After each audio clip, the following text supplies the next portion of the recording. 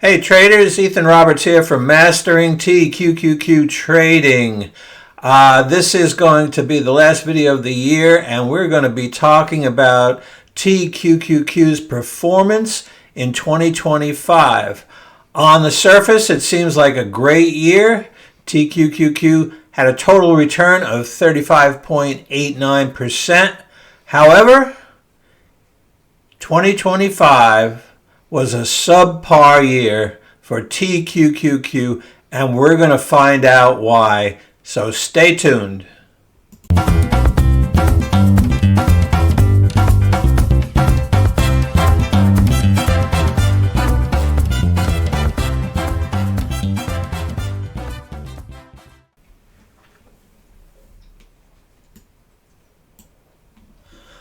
Okay, there were several milestones for TQQQ in 2025.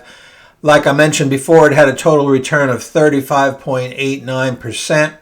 It reached a new high of $121.38. That was prior to the split.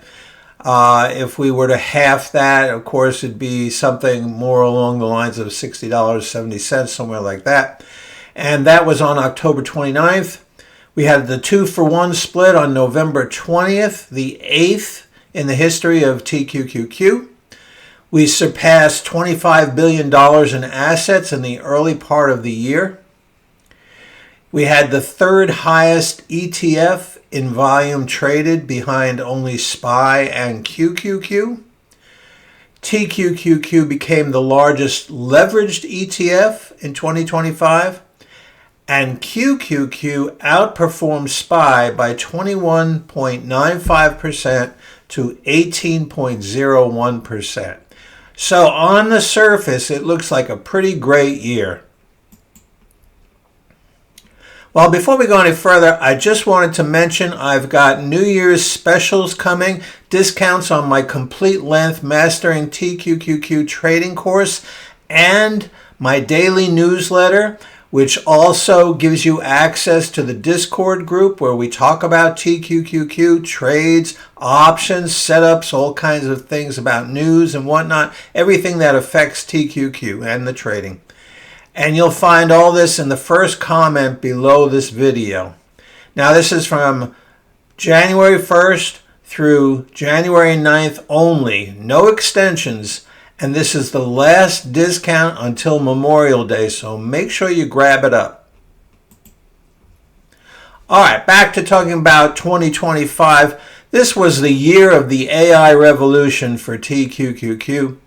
You can see that there were several AI-related stocks on this chart that performed incredibly well. Micron Technology, 226.79%. Palantir Technologies, 136.40%.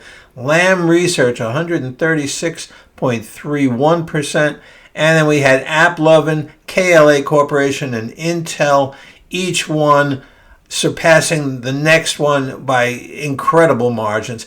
These companies all made semiconductor chips, stored memory, employed data analytics, and used AI for ad optimization. So it was a great year for these AI stocks. But what about the Magnificent Seven? When people think about TQQQ or even QQQ, they think about the Magnificent Seven. That's Alphabet, NVIDIA, Tesla, Microsoft, Apple, Meta, and Amazon. Well, let's take a look at their performance. Alphabet led the group with 65% plus return. NVIDIA was second, 34.84. Tesla, 18 and change. Microsoft Corp, 15 and change.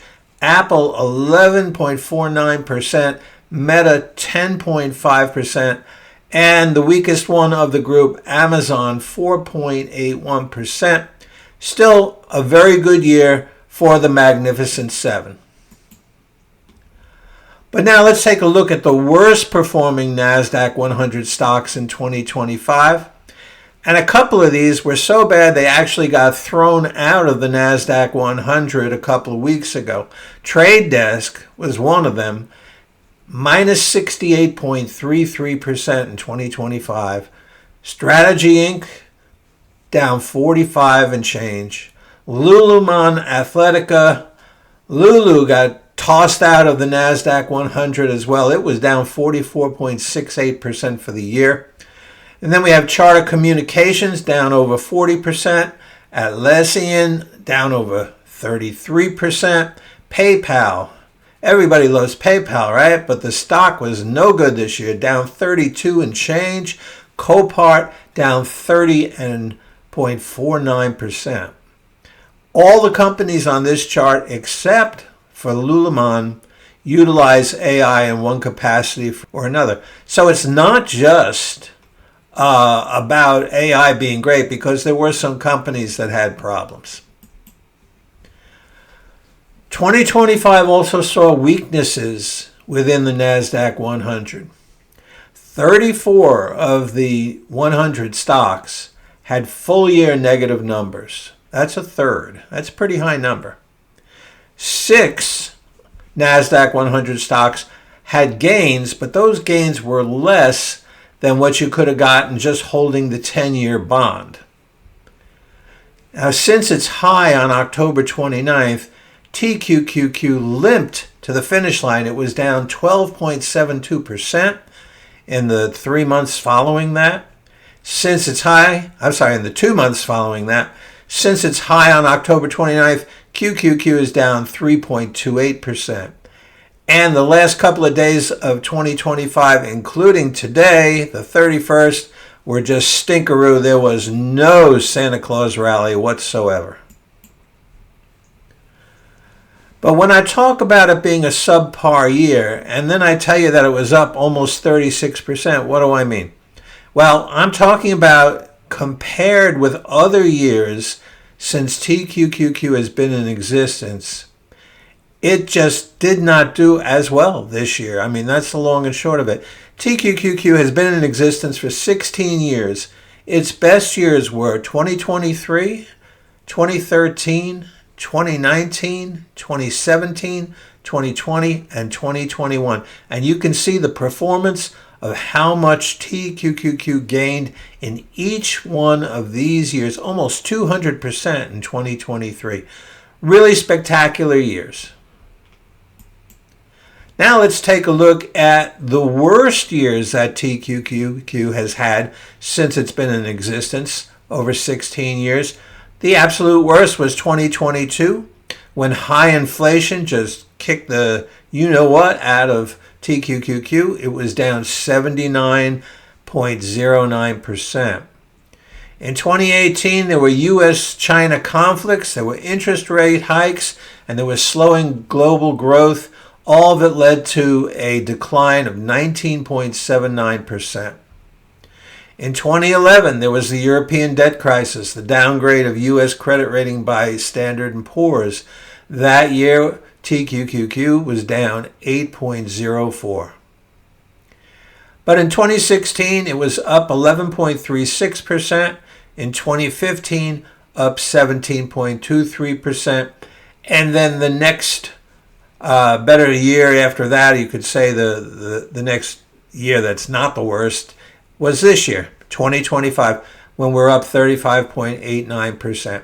So basically, what this all means, TQQQ has been in existence for 16 years. 10 of those 16 years were better than 2025. And that's why I say it was a subpar year.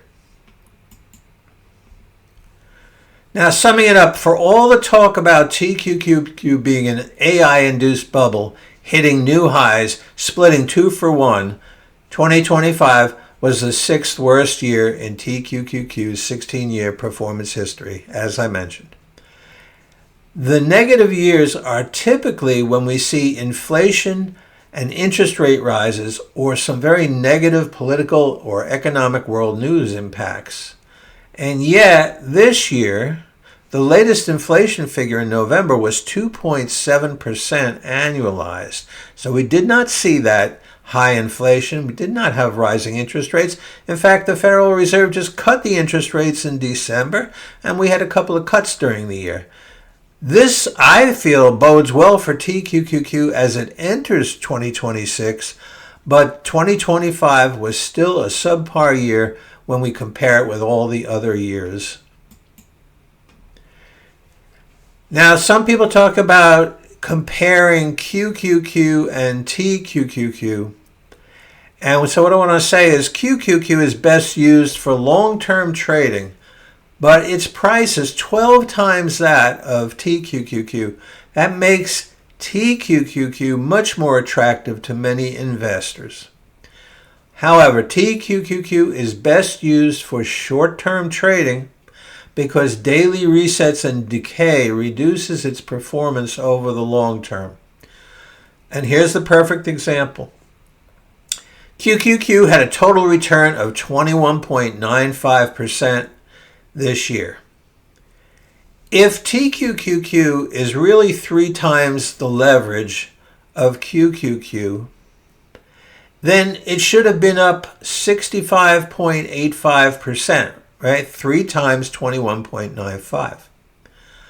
But it was only up 35.89, and that includes the little bit of dividends that we got as well. So that's really the total return, not just the appreciation.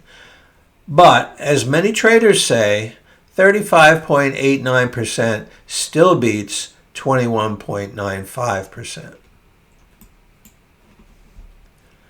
As far as 2026 and beyond goes, there's a lot of talk about the volatility of TQQQ, and while that is true, there's only been 3 of the 16 years it's been in existence when it was down for the entire year. While nobody can predict the future and past performance is not indicative of future results, historical performance makes it likely that TQQQ will continue to perform well in future years. Well, if you like this channel, please subscribe, please give it a like, and take a look at the special discounts that I have going on for the course and for the newsletter and the Discord group as well. Happy holidays to all of you, my friends, and may you have a joyous and prosperous 2026.